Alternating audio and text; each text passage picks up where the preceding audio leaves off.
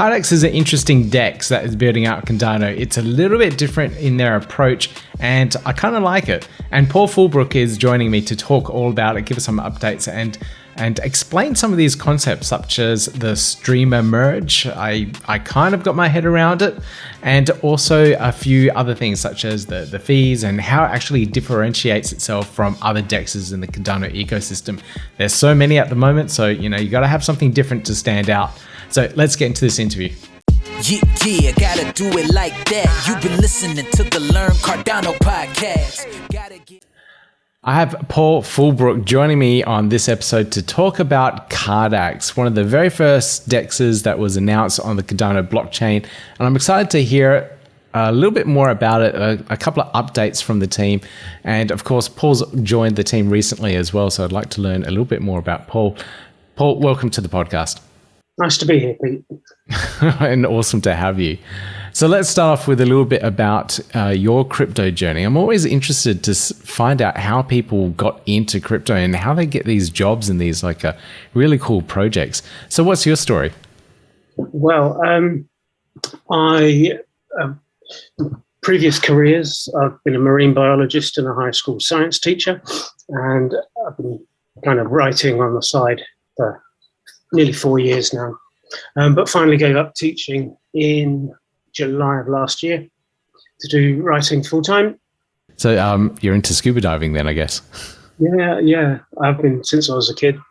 Dad used to take me snorkeling when I was little, and just built from there. And then went to university and did marine biology. And yes, I've worked as marine biology in Indonesia and the Caribbean. So yeah, that's the love. I haven't been for a few years, which is tough. Oh yeah, same. COVID does that to you. Oh man, it's been horrible. I love traveling and visiting places, and I've just been nowhere. So I've booked 3 trips this year. So next weekend I'm going to Dublin, just for the weekend with my running group. I'm a runner, and so we're just going to Dublin to do their park run there, and then flying back again. I'm really looking forward to just getting on a plane and going there. And 2 weeks after that, it's really fun. And then 2 weeks after that, I'm taking my daughter to Amsterdam for the weekend. That's a belated birthday present. Yeah.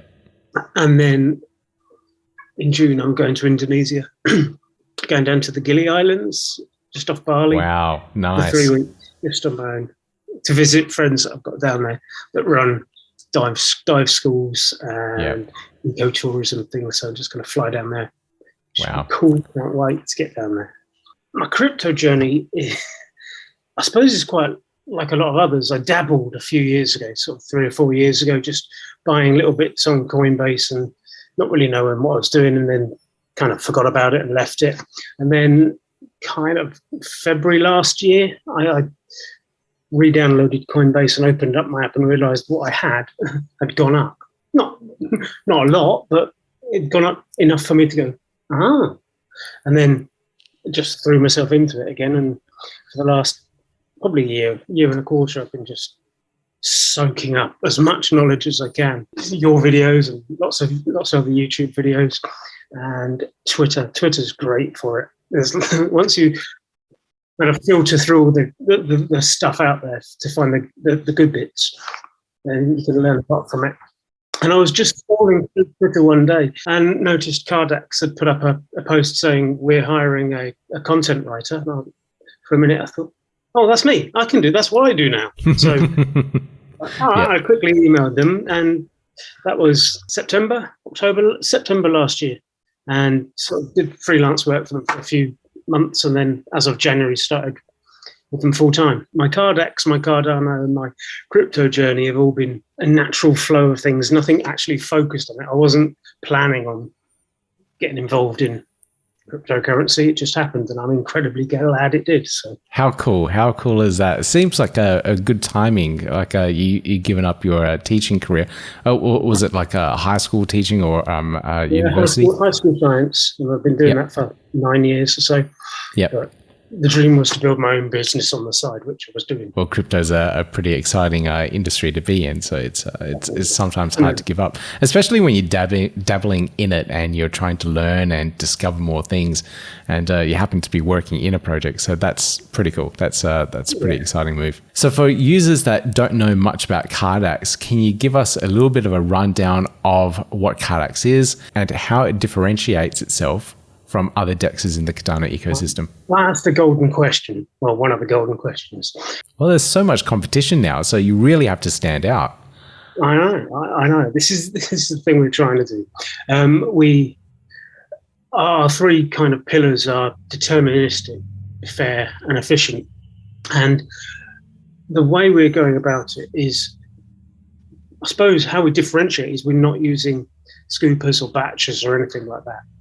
The user themselves processes the transaction, if you like, within their order, within their action on the DEX.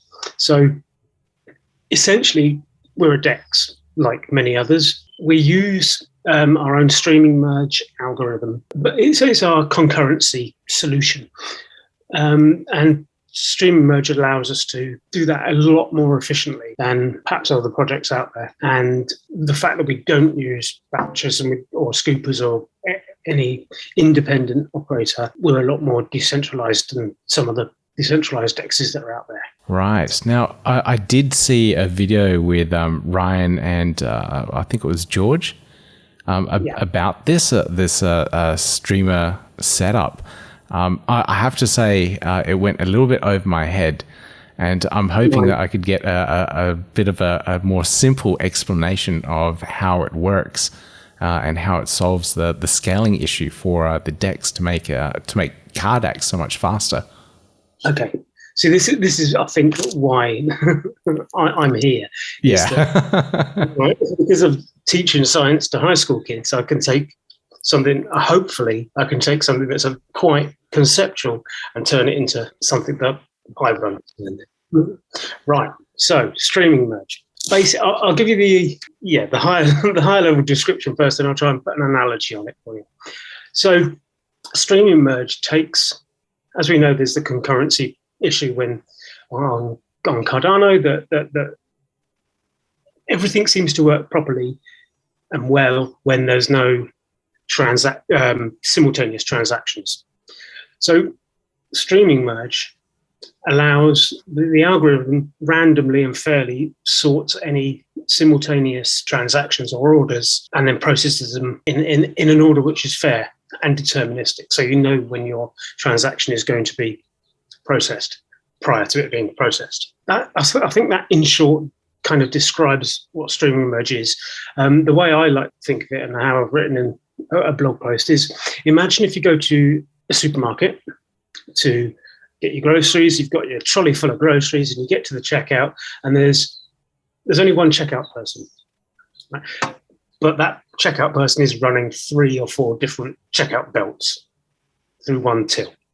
So you load up all your groceries, as is everyone else loading up their groceries, but that checkout person can only process one item at a time. Do you see where we're going with this? Yeah. So, yeah. Good. So that checkout person is in effect a streaming merge algorithm. When you initiate a transaction, when you start doing something, you book a lane in the Cardax, on the Cardax DEX. Now that's just you starting your transaction. Okay, you putting in your details.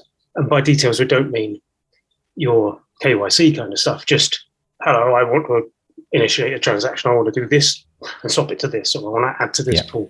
Yep. So you come in, you get your lane or your conveyor belt to put your groceries on, and you start loading up your goods. Now, with 3 or 4 different conveyor belts coming into one, the checkout person has to then decide which item to scan through next. You can't scan more than one at a time. So all the shoppers know which one the checkout person is going to pick because they can see them doing it, but they have no influence over which one is picked. Right. Okay. So no gas fees or anything like that you see on other exchanges. No gas fees, nothing like that. Just the streaming merge algorithm randomly applies which transaction to do next. Yeah. So all the items on the grocery come together, and the stream merge algorithm or checkout person processes them through, and away you go. So that's the merging part of it. Yeah. When it comes to multiple items at a time, if 2 items arrive at the same time, the stream and merge algorithm will pick randomly which ones go through first. And that's, Gotcha. in essence, what stream and merge algorithm is. It fairly and randomly and deterministically sorts transactions. Very cool. Okay. Backwards or scoopers or anything. Yeah. So it still does, like, at the end, just processes the transaction one at a time as it goes through, and just puts in as many, I guess, transactions that it can on a block. That's right, yeah? We can process multiple transactions at the same time. Yeah. But it sorts the order of which they go through. Okay. Now, there was also a question from the community as well around the fees. And I thought this was a really good differentiator between Cardax and other ones in the ecosystem. Can you talk about how your fees work on the DEX? Sure. We've got a flat 2 ADA fee that goes to Cardax, and then a 0.3% transaction fee, which goes to the liquidity pool, and obviously the standard Cardano transaction fees that everyone has to pay. But that's it. We don't have scooper or batcher fees or anything like that, because the stream merge algorithm allows the users themselves to process and merge transactions as all part of their lane and their transaction. So there's no scoop fees or batcher or whatever you want to call it, agent fees. Yeah, all the other DEXes do have that fee, and when you do an order or a swap or something, some people look at it and go, "Wow, it's 4 ADA, really 4 plus ADA," and it's exactly that. Yeah. So like there's also all this argument saying like Ethereum's expensive. It's so much more expensive because of the gas fees, and then when you do some of these swaps, go, ooh, 4 ADA. That adds up a bit after a while. So you got to remember that. Yeah, I look at transaction and think 4.5 ADA, but someone being charged that amount on Ethereum would be amazed. So yeah, very true. Take that into account. And I know we'll get asked, I did say a flat fee of 2 ADA that goes to Cardax. What will that be used for? Well, it's going to be used for things like rewards, liquidity injections into the pools, DeFi education through our academy and videos and everything else, community growth, marketing, and future development. So that's what that 2 ADA flat fee is for. Gotcha. All comes back into the ecosystem itself. In terms of the scaling, there was also a little bit of a mention. I can't remember what it was called, but Ryan mentioned that there's some sort of compression in regards to how Plutarch works that you guys have worked out with MLabs. Do you know much about that? And can you elaborate a little bit more so other people can? Sure. Yeah. So we noticed earlier on when working with MLabs, and especially after other projects that were launching, Plutarch, whilst works fantastically, it wasn't the most efficient way of doing things. So in collaboration with MLabs, we've created a new programming language called Plutarch, which is another Haskell language. It works in exactly the same way as Plutarch, but it uses 75% less memory and CPU, so it's much more efficient. And in effect, like Plutarch, it is a layer across the top of, on top of untyped Plutarch core. So it's like Plutarch, it's a layer on top of that, but it's a much thinner layer and works much more efficiently.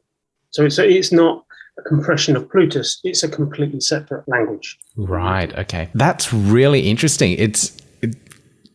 I didn't think that you could just create another language and layer on top and just make things more efficient that way. And I wonder if other projects are going to end up using it, considering like MLabs are building so much for the Cardano ecosystem. Do you know if other projects are touching it as well? There are other projects that are using parts of or using Plutarch in parts of their code, but we're the first one to use completely Plutarch. We are 100% built in Plutarch. Wow, okay.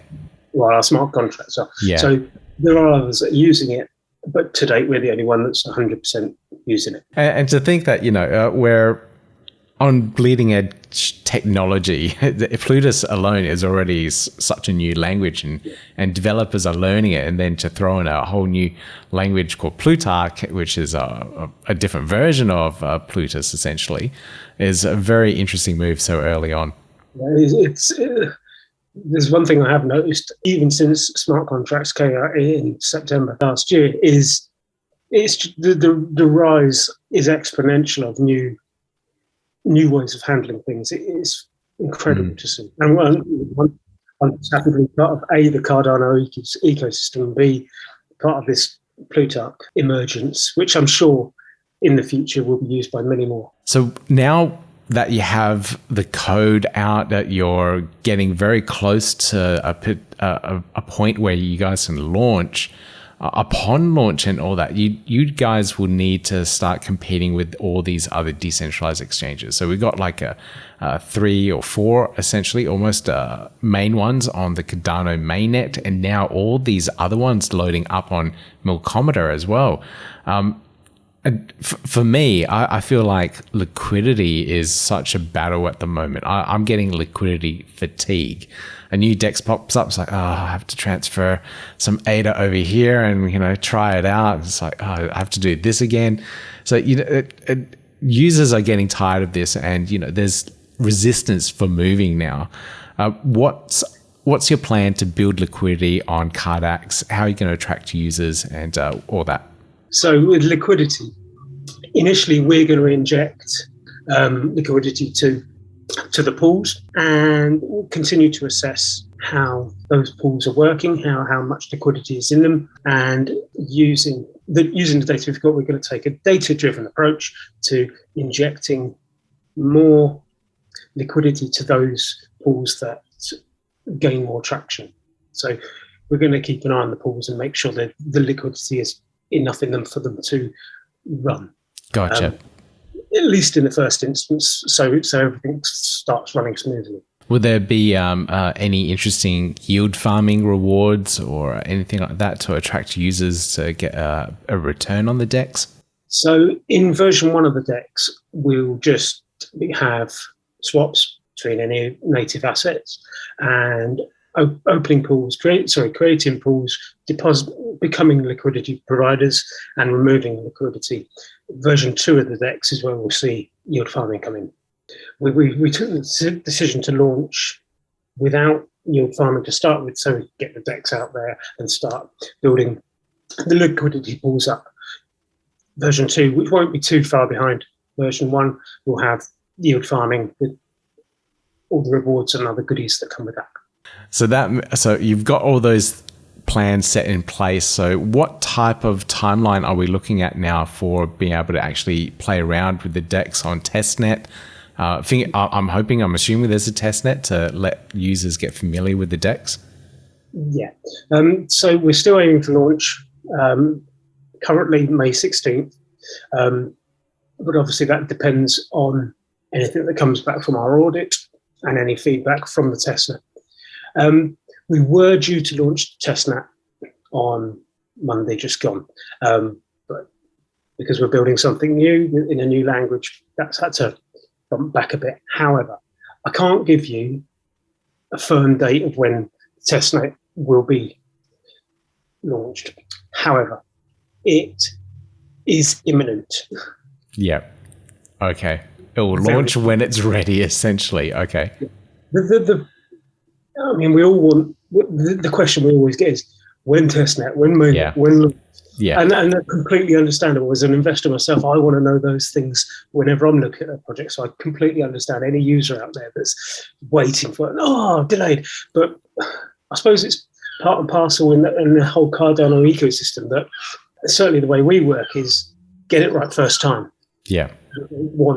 If something comes up and it's an issue, we'll fix it before we go and launch. We'll fix it before we launch testnet, because I'm not saying anything has come up. It's just we get things done right first, like many projects, and then put it out. And if it means delaying slightly, then we'd rather give a better product. It is very imminent, is the best I can do. Okay. But our launch date is still scheduled at May 16th. So May 16 main launch, testnet anytime between now and then. Okay, all right, very good. I will put a caveat on that mainnet launch. I don't want to be ordered if it is not the May 16th. May 16th is what we're planning. If we get things come back from the audit or things we want to work on from the testnet, then that will be bumped. But we're definitely aiming at end of Q2. So you also mentioned your audits as well. So how's that process going at the moment? Who are your auditors, and where you're up in the process? Tweag are doing our audit. They're doing it as we speak. We're also doing our own internal audit, completely independently. Typed are doing that for us. We've been working with Typed since the beginning, pretty much. So Tweag are doing our external audit, and independently from them, Typed are doing an internal audit. So both doing the same thing, and we'll work out what's going on afterwards when we get the feedback from both. We started working with Tweag officially on the audit a couple of weeks ago. They've been working on the audit on their own from this week. The first week, because we've written in Plutarch and not Plutus, which they're familiar with, we had to spend a week with them just explaining and showing them what we'd done, how we translated our smart contracts, which were already written in Plutus, how we translated them to Plutarch, and the intricacies of that and the differences between the two. So they didn't start the audit straight away and just run with it. It was a translation process, shall we say, a learning process. That's really interesting for auditors when you throw them a new language at the same time. But I guess when you get something brand new, you would try and break it as much as possible. So that's interesting to see how they go with that process. And I would love to see feedback or whatever you guys put out in your Medium post in terms of the audit report afterwards, so we can see how that all went, especially with the new language. I suppose it's like inviting your friends over to play football and then say, "Oh no, we're going to play chess." Sorry, we were going to play football, but we're going to play chess now. Yeah, that's a very good way to put it. And the other interesting thing you mentioned is that you guys are working with Typed as well. So you got MLabs working on an aspect of the core code itself. Then you got Typed who've been essentially looking over your shoulders and helping you out along the way, and then Tweag doing your audit. That's three big powerhouses to work with in the Plutus Cardano development space to actually have behind and working on the code base for Cardax. So that's really good. It's probably a really good platform to work from. And I since I joined Cardax, I've been sitting in on the weekly meetings with MLabs and Typed, and most of it, I'll be honest, most of it goes over my head, or at least it did to start with. But it comes from the fact that we were one of the first Project Catalyst winners, and we won it twice. That's enabled us to get both MLabs and Typed, and we've also got our own core team of devs that are doing the front end and stuff. So there's a lot of people doing a lot of things, lots of plates spinning. So I'm looking forward to seeing the testnet. So I'll keep eyes peeled, and as soon as that comes out, I'll be playing around with it and doing all the test videos, the demo videos of the DEX. And so thankful for you, Paul, to joining on the podcast as well and talking a little bit more about the DEX, a little bit of a journey and an update of Cardax and where things are at the moment too. It's really interesting to learn all these things and all these little intricacies like Plutarch. Who would have thought? That's a very interesting addition to the Cardano ecosystem. I'm looking forward to learning more about that as well. Yeah, I'm happy to come back and chat with you more in the future. And can I just say, Pete, that your videos have been instrumental in me learning more about the Cardano ecosystem and all the products. So, thanks, buddy. Appreciate it. Hopefully you got something really cool out of that. I'm really looking forward to seeing the testnet as soon as it's live. There are all these little differences in there, such as using Plutarch, the streamer merge. Really like to see how that performs on testnet, and then probably also a reflection of how it will perform on mainnet too. So I'd really like to see all that in play. Now, if you want to learn more about Plutarch, I did an interview with Ben Hart from MLabs. You can see it in the top right hand corner there. And he goes in a lot more detail about how Plutarch works and how they're using it in the ecosystem and the various projects that are using it as well. It was quite interesting to find out how many projects in the Cardano ecosystem are actually using Plutarch at the moment, which is really, really cool. All right. Now, if you really enjoyed this content, please consider giving me that thumbs up, click subscribe, click the notification bell, and hear more from me soon. I'll see you in the next video. Yeah, gotta do it like that. You've been listening to the Learn Cardano podcast. Gotta get it hype. Crypto is what we like, but this is not investment or financial advice. Gotta do your research, cause it's risky. We know it is. This show is educational and it's informative. Crypto's the future, really, it ain't no debating.